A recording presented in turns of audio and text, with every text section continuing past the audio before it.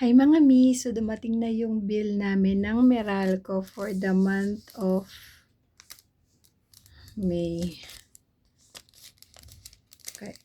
Billing date naman eh. Ay, hago. So tanawo na to og how much na naman ang ating bill. So last month it was 14,000. Tapos nagbayad na ako 5,000 kay yan mo ko'y kwarta Meralco ay. Oh my God!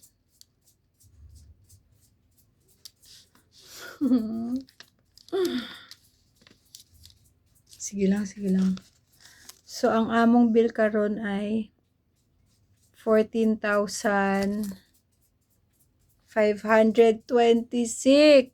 Diba? May balance man ako ng 9,000 something. Hopefully, nandito yung balance na yun kay Marios. Oh, see?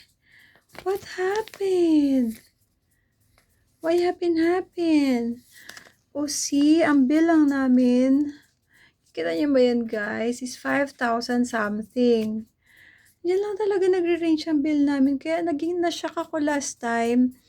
Kung nakita niyo yung video ko last time, 14,000 ang bill namin. Nakaka-shock talaga kasi.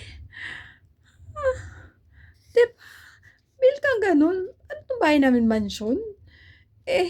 Kilit-lit ang bahay namin. Tapos mga LED pa yung mga lights namin. Tapos yung aircon namin, inverter. Kaya masya-shock ka.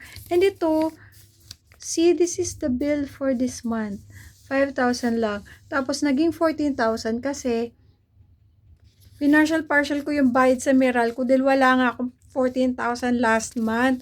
My goodness naman, Marimar. So technically, ang bill ko is just, ayan, yan, para malinaw usapan, 5,000, which is acceptable talaga, acceptable. Hindi na ako magki-question dyan, Meralco.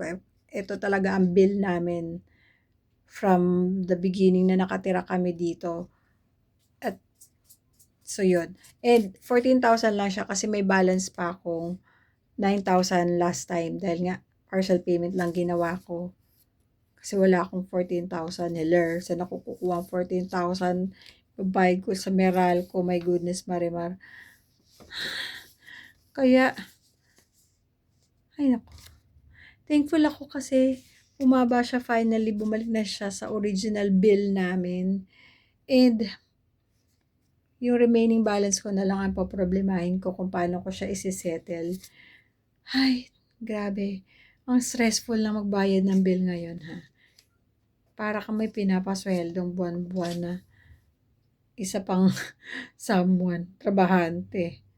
So, yun lang. Magkano bill nyo? Share nyo naman dyan. Yun lang.